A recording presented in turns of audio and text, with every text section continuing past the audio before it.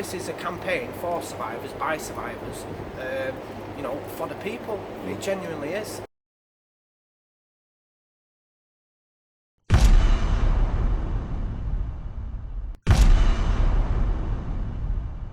How you doing? Hope you're all well. This is Red Pill Phil. We're in the what you could class as the canal system, the underworld, the underbelly of Manchester, just situated just behind Piccadilly Station.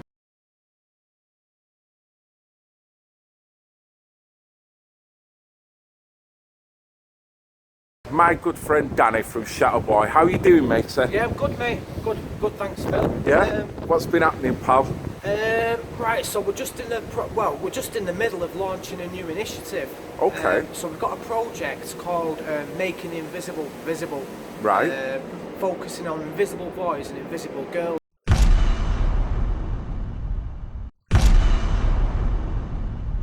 If I just like sort of jog you back to how this started, so it's about 3 months ago that I was in court with one of our lads, Wayne. He was stood in the dock, giving his testimony. The paedophile, he was stood behind the glass, and the judge, the court clerks, the jury, they was looking at Wayne, looking at him, seeing the size of him. He's a pretty big, heavy-set lad, and looking at the paedophile and thinking, how the hell has he done that to him? Look at the size of him. Yeah. He wasn't taken into account. So seeing it out of context, essentially. Seeing it out of context, yeah. So they wasn't looking at Wayne as a little boy. They wasn't looking at him. They weren't looking at it as a 12-year-old stood in that dock. Yeah. A 12-year-old who'd been groomed, conditioned, and raped for years. Yeah. And he ended up getting not guilty. So can I just say, how old was Wayne at this point when it happened? So Wayne was like 11, 12 right. when this happened. How old was he when he was in court? How old is he now? He's 42. 42. To the actual perpetrator, how old would he have been at the time? So roughly speaking. Yeah, he was in his 20s. He was in his 20s, so that would have made him in his mid to late 50s now, you could say? Yeah. Right, so that's the dimension that people have got to remember when looking at this. So when people are in the court, they're looking at it as the here and now. Yeah. So then the perception is, well, how can this man of 50 years of age, who for all intents and purposes could have had a rough life after that offence and could be disabled, so then the sympathy vote may creep in. I'm not saying this guy is disabled, but I'm just saying this is the optics. So that's what you're talking about, isn't it? How that can then really alter the actual conclusion of the case.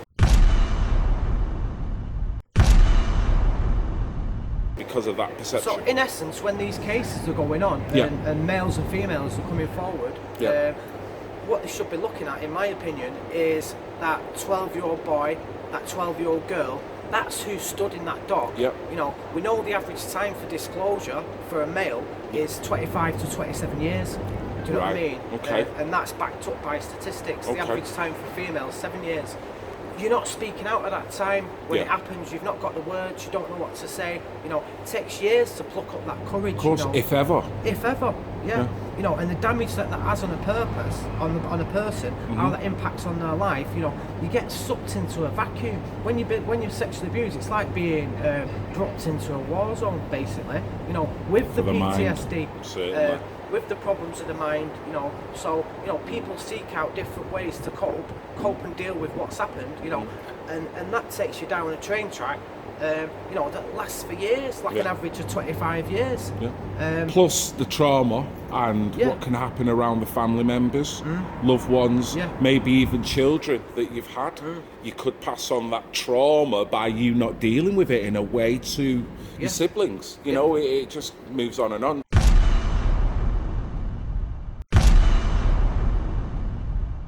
Going back to the case then, with Wayne, what actually happened at the end of it all? They work on something called a 10-2 verdict, so you've got to have 10 guilties against like sort of 2 not guilty, so it could have been 8, could have been 9, but he got a not guilty, he walked, and it's like, what can we do now to help this guy find his voice and be heard? Because we're not going to stop and give up at this point. Yeah, the court case might have been like sort of thrown out, but how does that leave the person? How do we mop this up?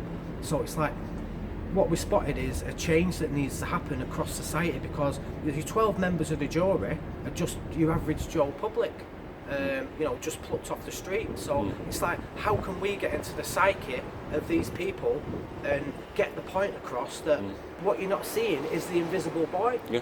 So inside. like putting it back into context for them, even though. To think as an individual, you're there, Danny, you know the context straight away. Don't matter the size of Wayne, don't matter what he's gone through in his life afterwards, as with the perpetrator. So you've got that context. Survivors will have that context. So why is it you need to provide that visual for juries? That is the weird thing that spits out to me. Well, where is it leading now, basically? So if Wayne had stood in that dock, had a t-shirt on with a picture of himself as a young boy on his t-shirt, or he'd have stood in the dock and he'd have held up a picture of himself for the jury of when he was a young boy, maybe people would have made that connection. So right, what can we do with this? How can we run with this? How can we start a campaign? So I dug out a picture of myself when I was little, at the time that I was abused, put it up with a picture of myself as I am now, put that out online. We come up with the name Invisible Boy, making the invisible boy within the grown man visible, and it grew from there. Put mine up, we put Wayne's up, we put Sam's up. Then they just started coming in. Since the 20th of February, we've had 103 disclosures from survivors. The majority who've previously kept their anonymity and not spoken out, which is a huge amount of people. What we want to show is, we want to show recovery. So what I've asked people to do is, be a face of recovery, show your recovery, show that you can get better from this stuff. So people then started, it just started flying in the inbox. Has been going mad. People sending pictures of themselves when they was little, how they are now, and how they've got through it, and making themselves visible. Are these people that have spoke out before? Some have, some haven't. Right. The majority of people, because I know because speaking to them and stuff, have never spoken out before. But it's like, right, we've had enough. Forget the gender thing. So, initially, we do work with boys and men, but it's like, we're creating a divide ourselves doing that. So it's like, right, because women started getting in touch saying, can we join? And we're like, the women started off the women's movement. This is where we've got the whole idea of what we're doing from women in the first place, watching what women are doing and getting empowered, speaking out. So it's like, how can we focus on people's strengths and not the deficits? You know what I mean? So people who go to a service, maybe NHS, go to the doctors, slap with a label, you're this, you're that, the other. Do you know what I mean? But we want to know about people's strengths. We don't want to keep people down and keep them feeling like shit, basically. It's like, right, what are you good at? You know what I mean?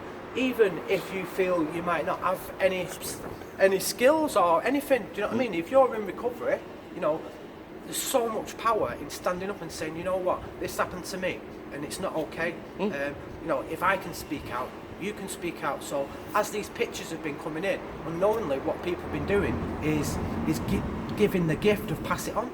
You know what I mean? So it's like, right, I'm in recovery. I'm not going to be selfish about my recovery and keep it to myself. Hide away with it. Yeah, I'm going to share my recovery. So what you're saying is almost that the system, the way it's built up in order to deal with this, it kind of forces people to really be bold, because it's exposing you for your most negative side and the most negative attributes towards the abuse, which means you've got to confront that, you've got to acknowledge that. That might be a byproduct, it might have been something that you had before. Regardless of that, is that going to help with actually tackling the abuse and making you the individual? So we were saying it before, it's almost like the way the system is geared up now. They stack a brick on you for every kind of label they put on, which in a sense is more weight, more burden, more trauma. What you're doing is the flip of that. You're working on the positive rather than the negative. Oh, you've got this, you've got that, this might be why, all this kind of stuff. You're getting people to see that the positive attributes, they need to concentrate on that, which will then build their self-esteem up as individuals. I mean, that is perfect. Why doesn't the system do that? Because it's not beneficial to the system. The system's meant to kind of sort of keep you in place. So if you're attending a service, a statutory service, if you get better and you don't go back, you're putting people out of a job. Sure. Do you know what I mean? So some service can get pressures with the clients. They're frightened of the clients leaving because it means funding gets cut. Yeah. Do you know what I mean? And we're not interested in that. We're not interested in the red tape. Yeah. We're interested in people. We can't empower nobody, but what people can do is empower themselves. What can we do to respect these people and show them some respect? So it's like, right, let's make an exhibition of it. We've got £300 in, that we've got the room for free, so that'll cover like sort of tea and coffee and biscuits, stuff like that for people on the day. That covers all the printing. So that's it, sorted. If this was another service, they'd be charging thousands for this to do an exhibition, and probably have a third of the people come forward, because there's that lack of trust there. Because people think, right, what's your agenda? Certainly. You know what I mean? So this is a campaign for survivors, by survivors, you know, for the people. It genuinely is. Our exhibition is in Lancaster, so we've got an art gallery there called Inspire Art Gallery. It's given us a space for free. So we're going to have over 100 A4 pictures, posters that we've had printed out, up on the walls, male and females. We've got 2 survivors cutting the ribbon, opening the exhibition. We don't want to get anyone, you know, a celebrity in or anybody like that, because these are the special people to us. Do you know what I mean? This is what they're about. We don't want to take away. The people who sent the pictures in are going to be coming speaking. They're going to be talking about. They're not going to be going into gritty, grim detail about what happened. We know what happened. We know it's bad. It's like, right, how can we move forward? What message can you send to people about recovery, and encourage just one more person to come forward? You know, get support and ultimately get their lives back. This is what this is about. There's people coming down who live in areas in the middle of nowhere. They're coming down because they want to meet other survivors. So it's going to be a big, massive gathering of people just sharing the recovery and being a face of recovery. I mean, it's going to be massive, mate. It's going to be so powerful. It's going to be unbelievable. So what date is this happening on then? So it's on the 10th and 11th of May. Right. So we're setting everything up on the Friday, doing a little opening on the Friday. Then on the Saturday, all the speakers are coming down. After this, it's going over to Canada. So I've got a guy who runs a service that's been running for 20 years over in Canada. I'm going to post it over to him. So he's going to display the exhibition in his service over there. He'll get more people joining. We've had someone get in touch from Liverpool who's got a nightclub over there. So we're working on doing an event there, his nightclub with music and stuff like that. We've got London after that. Obviously we're going to be going to Rochdale. We're just going to take it on tour, and as we take on tour, we'll get more and more people joining, and before you know it, we'll be up to 1,000 people who are showing the recovery. Yeah, and they all know that they've got the security and assistance and the support from you guys as well, and you've actually got their cares at heart, because that's primarily what you're there for. You're not there to run it as a business to give people false hope in a sense. Free. It's free. Yeah, like you say, I mean, going back to what we were talking about with the system, the way it does seem to be geared now, it's almost like it enables the system to keep itself going if they can keep you in that place that you are initially. That place of pain. You know, and what you're trying to do, you could actually repair society by helping individual by individual, which then they will go out and then they will repair their surroundings, which then, you know, and it's like a pyramid effect, but the opposite way, and you can imagine how positive that will be if this really does take off. So come on the day. That's what I'll say. Come on the day. Come and have a see. Come and have a see what it's about. If you can't get to us, put in a request for us to come to your town. You know what I mean? It costs nothing to run. It costs nothing. You know, we can get rooms for free. You know what I mean? There's plenty of people out there, members of the public, who are getting behind us and supporting us and seeing what's happening and thinking, you know what, this is a worthwhile cause, do you know what I mean? Because the impact, like you said before, Phil, that this has on society, this has on families, this has on communities, if you're not addressing this stuff, the cost that it costs the economy, the police, prisons, social services, probation, you know what I mean? It's a cost cutter, it's a cost cutter, and all you've got to say to somebody is, I hear you, do you know what I mean? Come and join us. Come and stand up with us. Lifting people up. Mate, I totally get on board with that. It's spiritually and mentally lifting people up again in this world where, you know, too many people have got their head down with all the woes that have happened to them in life per se. So with little glimmers of hope and light like this, it's one way that you can reconnect people back together again and make them feel somewhat whole again. Because you're doing it through art, do you feel you're attracting different people? Like, well, you've got an art gallery that's prepared to do it. I mean, because you know, normally the type of people that we attract to Shatterboys are like sort of people like me, people who've been in the criminal justice system. But now we're seeing people come forward from all different backgrounds, different classes, male and female, professionals, people on the dole. Do you know what I mean? All kinds of different people. So it's like sort of, it has really reached out, because it's the simplicity of it.